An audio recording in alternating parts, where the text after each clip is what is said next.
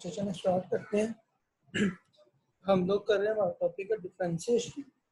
तो डिफरेंशिएशन के कुछ हमने थ्योरम्स कुछ रूल्स पढ़े थे, तो आज हम उनसे रिलेटेड कुछ क्वेश्चंस पढ़ते हैं। ठीक है, तो पहले एक नज़र हम करते हैं और एक नज़र देख लेते हैं, उन थ्योरम्स को दोबारा से एक नज़र देखते हैं और फिर हम क्वेश्चन की तरफ चलते हैं। ठीक है, तो सबसे पहले क्या था हमारे पास थ्योरम,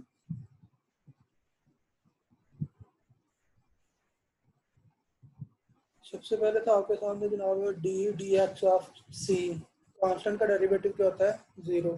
ठीक है, derivative of a constant function is zero. And next दूसरे नंबर पे क्या था हमारे पास, दूसरे नंबर पे था कि अगर आपका डेरिवेटिव हो x raise to the power n, जिसको पावर रूल का नाम भी दिया गया था। ठीक है, पावर रूल क्या कहते हैं कि d x of x raise to power n, तो क्या आएगा, पावर पहले और एक्स की पावर में से एक माइनस। ठीक है, तो power rule when an is any rational number, क्या है, कोई एक रैशनल नंबर है। नंबर थ्री, तीसरे नंबर पे क्या था कि अगर किसी फंक्शन के साथ कोई कांस्टेंट मल्टीप्लाई हो रहा है तो क्या होगा, वो कांस्टेंट डेरिवेटिव से पहले आ जाएगा। ठीक है, यानी कि कांस्टेंट को पहले लिख लेंगे, मल्टीप्लाई कर लेंगे डेरिवेटिव के साथ। ठीक है, उसके बाद नंबर फोर क्या था, सम और डिफरेंस ऑफ फंक्शन। तो हमारे पास दो या दो से ज़्यादा फंक्शन हो, उनका सम हो, तो उसका डेरिवेटिव किस तरह से लेना है, उस तरह अगर प्लस एफ ऑफ एक्स या माइनस प्लस या माइनस जी ऑफ एक्स। ठीक है, तो उसका डेरिवेटिव क्या होगा कि पहले फंक्शन का डेरिवेटिव प्लस या माइनस में जो भी है उसकी बात करेंगे, तो अगर प्लस है तो दरम्यान में प्लस आएगा, अगर माइनस है तो दरम्यान में माइनस आएगा। ठीक है, पहले फंक्शन का डेरिवेटिव प्लस या माइनस है, दूसरे फंक्शन का डेरिवेटिव। ठीक है, उसके बाद नंबर फाइव पे क्या था, नंबर फाइव पे था प्रोडक्ट रूल, तो दो फंक्शन का प्रोडक्ट हो तो उसका डेरिवेटिव किस तरह से लेना है। ठीक है, तो सिंपल से फॉर्मूला देखिएगा, आपको दो फंक्शन एफ और जी मल्टीप्लाई हो रहे हैं। ठीक है, तो किस तरह आपने डेरिवेटिव लेना है, पहले पहला फंक्शन एफ ऑफ एक्स और फिर दूसरे फंक्शन का डेरिवेटिव, फिर दूसरा फंक्शन एज इट इज लिख देना जैसे है। ठीक है, और पहले फंक्शन का डेरिवेटिव। ठीक है, उसके बाद नंबर सिक्स क्या है, क्वोशंट रूल। ठीक है, कि अगर आपके पास कोई क्वोशंट हो, बटे वाली रकम हो, तो आपने उसका डेरिवेटिव किस तरह से लेना है। ठीक है, तो वो क्या था, वो ये था कि d d x of f of x over g of x is equal to denominator times derivative of numerator minus numerator time derivative of denominator, all divided by denominator squared. ठीक है, तो याद रखने के लिए आप उसको किसी भी अल्फाज में बोल सकते हैं, जैसे कि ये कुछ इस तरह से बोला जाता है कि नीचे वाली रकम का स्क्वायर हम ले लेते हैं। ठीक है, डिनोमिनेटर में हम स्क्वायर लिख लेते हैं डिनोमिनेटर वाले फंक्शन का। ठीक है, और फिर डिनोमिनेटर को हम एज इट इज ऊपर लिख के दूसरे फंक्शन का डेरिवेटिव ले लेते हैं। ठीक है, और फिर इस माइनस क्वोशंट रूल में माइनस आता है। ठीक है, और फिर F of X as it is लिख के जी ऑफ एक्स का आप डेरिवेटिव ले लेंगे। ठीक है, तो ये कुछ बेसिक रूल्स थे, तो इनको इस्तेमाल करते हुए, इनका इस्तेमाल हम करते हैं, तो इनकी मदद से हम क्वेश्चंस करेंगे। ठीक है, तो आज हम देखते हैं कि आज हम क्या क्वेश्चन करने वाले हैं, तो चलिए स्टार्ट करते हैं। पहले हमारे पास differentiate x minus five into three minus x, इसका डेरिवेटिव हमने फाइंड करना है विद रिस्पेक्ट टू एक्स। अच्छा, ये इस तरह से भी हो सकता है कि आपसे क्वेश्चन बोले कि differentiate with respect two variable involve, के उस फंक्शन में जो वेरिएबल हो उसके लिहाज से आपने डेरिवेटिव फाइंड करना है। अगर आपको बोला गया कि एक्स के लिहाज से डिफरेंशिएशन करें, तो आपने एक्स के लिहाज से ही करनी है, लेकिन समटाइम ऐसा भी होता है कि एक से ज़्यादा वेरिएबल होते हैं। ठीक है, तो उस केस में आपने ख्याल रखना है किसके लिहाज से उसने डिमांड किया हुआ है, तो जिस वेरिएबल के लिहाज से डेरिवेटिव आपसे डिमांड किया जाए, आपने उसके लिहाज से डिफरेंशिएशन करनी है। ठीक है, तो चलिए इसको सिंप्लीफाई करते हैं। तो पहला काम आपने क्या करना है, इसको लेट कर लेना है y के इक्वल। ठीक है, y इसका नाम रख लें या f ऑफ x रख लें, एक ही बात है। अच्छा, अभी एक्चुअली ये जो क्वेश्चन है ना, इसको आप दो तरीकों से कर सकते हो। ठीक है, दो तरीकों से क्या मतलब कि आप इसको करें मल्टीप्लाई, इसको एक्सपेंड कर लें, दोनों फैक्टर्स को एक्सपेंड करेंगे ना, तो वो कुछ आपके पास इस तरह का मामला बन जाएगा ना, 3x minus x square minus 15 plus 5x, इस तरह का आपके पास कोई मतलब ना फंक्शन बन जाएगा। आप इसको ओपन करके एक्सपेंड करके भी सिंप्लीफाई कर सकते हैं, लेकिन हम अभी फिलहाल बात करने लगे प्रोडक्ट टूल की, तो प्रोडक्ट टूल से इसको करते हैं, ठीक है। लेकिन आंसर दोनों केसेस में सेम ही आएगा, कोई ऐसा इशू नहीं है, सेम ही आंसर आएगा। आप इसको एक्सपेंड करके भी कर सकते हैं, ठीक है, और प्रोडक्ट रूल लगा के भी कर सकते हैं, क्योंकि ये दो आपको नजर आ रहा है, दो फैक्टर्स का प्रोडक्ट है ये, ठीक है, दो फंक्शन का प्रोडक्ट है, एक क्या है x माइनस 5 और एक क्या है 3 माइनस एक्स, ठीक है। तो चले हम इस पर प्रोडक्ट रूल लगाते हैं। तो प्रोडक्ट रूल क्या था? प्रोडक्ट रूल में ये कहता था कि जनाब डी डी एक्स, पहले तो आपने क्या करना है, दोनों तरफ डी डी एक्स अप्लाई कर देना, ठीक है। पहले स्टेप में दोनों साइड पे आपने सिंपल डी डी एक्स लिख देना है, ठीक है। डी डी एक्स लिखने के बाद आप क्या करेंगे, आप इसमें प्रोडक्ट रूल लगाएंगे। प्रोडक्ट रूल किस तरह अप्लाई होना है, सबसे पहले क्या था, एफ ऑफ एक्स, पहले पहला फंक्शन लिखते हैं, ठीक है, फिर साथ में दूसरे फंक्शन का डेरिवेटिव, फिर अब ये दूसरा फंक्शन एज इट इज लिख लेंगे, ठीक है, ये दूसरा फंक्शन ऐसे लिखा जाएगा, और फिर पहले फंक्शन का डेरिवेटिव। तो एक्सपेंड हम कर रहे हैं इसको, एक्सपेंड नहीं कर रहे, प्रोडक्ट रूल एक्चुअली लगा रहे हैं, ठीक है। तो आपको बोला कि आप एक्सपेंड भी कर सकते हो, लेकिन ये देखें, चले ये तो आसान फंक्शन है, आप इनको इजीली एक्सपेंड कर सकते हो, ठीक है। लेकिन बहुत औक़ात ऐसे फंक्शन होते हैं जिनको एक्सपेंड करना मुश्किल होता है, ठीक है, लेकिन आप उनको एक्चुअली एक्सपेंड ही नहीं कर सकते, वो सिंगल टर्म्स होती हैं, ठीक है। सपोज वो टर्म भी अगर मैं कहूँ कि एक्स मल्टीप्लाई बाय वाई हो, एक्स और वाई का प्रोडक्ट हो, ठीक है, तो उसको आप क्या एक्सपेंड करेंगे, तो उस पर फिर प्रोडक्ट रूल आप लगाते हैं। तो ये मतलब चले अगर इजी हो तो आप उसको एक्सपेंड भी कर सकते हो, ठीक है। लेकिन अगर इस तरह का मामला हो कि आप उसको एक्सपेंड ना कर सकें, तो प्रोडक्ट रूल आप लगा सकते हैं, ठीक है। तो पहला फंक्शन दूसरे फंक्शन का डेरिवेटिव प्लस दूसरा फंक्शन और पहले फंक्शन का डेरिवेटिव, ठीक है। तो चले इसको करते हैं सिंप्लीफाई, ठीक है। जब आप इसको सिंप्लीफाई करेंगे तो देखें x माइनस 5 ऐसे ही आ गया,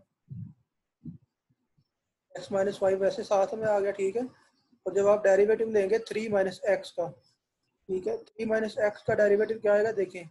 सबसे पहले तो आप यहाँ पे क्या होगा, सम और डिफरेंस रूल लगेगा ना, कि मतलब 3 का डेरिवेटिव अलहदा और माइनस और एक्स का डेरिवेटिव अलहदा, ठीक है। तो क्या होगा, 3 तो क्या है, कांस्टेंट, ठीक है, 3 क्या है, कांस्टेंट, और कांस्टेंट का डेरिवेटिव क्या था, 0, तो यहाँ पे आएगा 0 माइनस 1। चले यहाँ पे सिर्फ 1 ही मैंने लिख दिया, डायरेक्ट लिख दिया, तो यहाँ पे क्या आना है, 0 माइनस 1, एक्स का derivative with respect to x क्या होता है, 1, ठीक है। आप इसको इसको आप इसको भी आप पावर रूल से चेक कर सकते हो, ठीक है। वैसे आपको पता होना चाहिए कि एक्स का डेरिवेटिव एक्स के लिहाज से 1, ठीक है।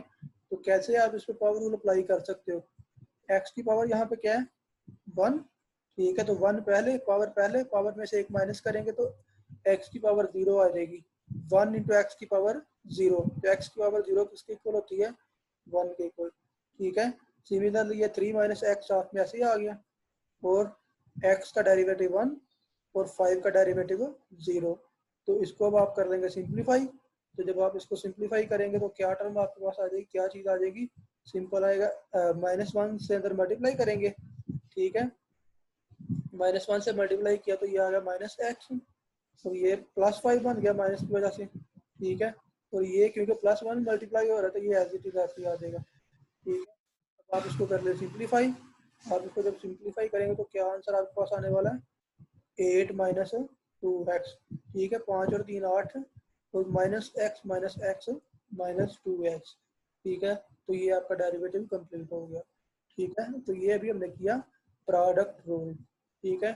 तो नेक्स्ट चलते हैं, नेक्स्ट हम कुछ क्वेश्चन लेते हैं फ्रॉम क्वेश्चन रूल, हम क्वेश्चन रूल भी अप्लाई करते हैं, ठीक है। तो क्वेश्चन रूल देखें, differentiate with respect to x 2x minus 3 divided by 2x plus 1, इसका आपने क्या करना है, डेरिवेटिव लेना है विद रिस्पेक्ट टू x। तो वही काम, सबसे पहले तो आप इस फंक्शन का कोई नाम रख लेना, ठीक है।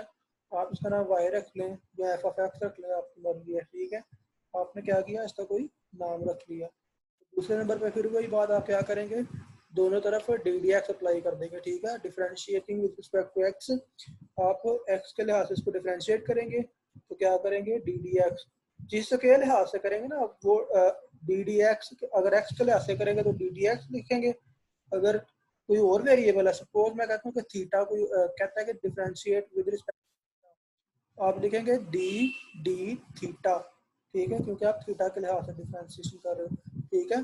तो जिस वेरिएबल के लिहाज से आप डिफरेंशिएशन करोगे तो बटे के नीचे वो वाला वेरिएबल आएगा, जैसे कि यहाँ पे एक्स आ रहा है डी के साथ, ठीक है। तो ये बात याद रखिएगा। तो चलिए क्वेश्चन रूल अप्लाई करते हैं। तो जब हम क्वेश्चन रूल अप्लाई करेंगे तो ठीक है, क्या होगा, सबसे पहले क्या होगा, चले डिनोमिनेटर का स्क्वायर नहीं डिनोमिनेटर में आ जाएगा, ठीक है। डिनोमिनेटर में क्या है 2x प्लस 1, तो 2x प्लस 1 आ जाएगा, ठीक है। और फिर ऊपर क्या आएगा, पहले डिनोमिनेटर, ठीक है, टाइम्स डेरिवेटिव ऑफ न्यूमरेटर, ठीक है। यहाँ आसान लफ्जों में आप इस तरह बोल सकते हैं कि पहले नीचे वाली रकम लिखी, फिर आपने क्या किया, ऊपर वाली यानी न्यूमरेटर का डेरिवेटिव लिया, फिर माइनस और यही वाली रकम, ठीक है, numerator times derivative of denominator, ठीक है। ऊपर वाली रकम लिखी, फिर साथ में नीचे वाली रकम का डेरिवेटिव लिखा। एक्चुअली यहाँ पे भी आपने वही किया कि दो फंक्शन आपके पास एफ ऑफ एक्स और जी ऑफ एक्स है। एक दफा आपने एक फंक्शन ऐसे लिखा और दूसरे का डेरिवेटिव, फिर दूसरा फंक्शन ऐसे लिखा और पहले का डेरिवेटिव, लेकिन एहतियात क्या है इसमें, इसमें दरमियान में है माइनस की अलामत। तो आपने पहले क्या करना है, पहले जो फंक्शन डिनोमिनेटर है, डिनोमिनेटर आप लिखेंगे और फिर न्यूमरेटर का डेरिवेटिव, मतलब कि नीचे वाली रकम पहले और ऊपर वाली का डेरिवेटिव, फिर न्यूमरेटर ऊपर वाली रकम और डिनोमिनेटर का डेरिवेटिव। और अब आप इसको सिंप्लीफाई करना कोई मुश्किल काम नहीं है, ठीक है। तो चलें हम इसको सिंप्लीफाई करते हैं। 2x प्लस 1 वैसे ही आ गया, ठीक है, 2x प्लस 1 वैसे ही आ गया। तो अब जब यहाँ पे हम डेरिवेटिव अप्लाई करेंगे तो ये देखिए 2x का डेरिवेटिव, 2x का क्या डेरिवेटिव होगा कि 2 तो कांस्टेंट है, x के साथ मल्टीप्लाई हो रहा है तो 2 आ गया बाहर। तो जब आप x का डेरिवेटिव लेंगे तो वो आएगा 1, तो 2 इंटू 1 2, और माइनस 3 का डेरिवेटिव क्या होगा 0। 3 क्या है, एक कांस्टेंट टर्म, तो इसका डेरिवेटिव क्या आएगा 0, ठीक है। तो चले माइनस ये वाला और ये 2x माइनस 3, 2x माइनस 3, और जब आप इस 2x प्लस 1 का डेरिवेटिव लेंगे तो ये भी 2 ही आ जाएगा। तो ये डेरिवेटिव आपका हो गया। नेक्स्ट है इसकी सिंप्लीफिकेशन। तो नेक्स्ट आप क्या करें, इसकी सिंप्लीफिकेशन करें। तो सिंप्लीफिकेशन आप क्या करेंगे देखते हैं, ठीक है। आप क्या करें, 2 से मल्टीप्लाई कर लें, या आप यूँ भी कर सकते हो कि 2 कॉमन लेके तो उसको सिंप्लीफाई कर लें, या 2 से मल्टीप्लाई कर लें, एक ही बात है, कोई मतलब कोई बात नहीं है, ठीक है।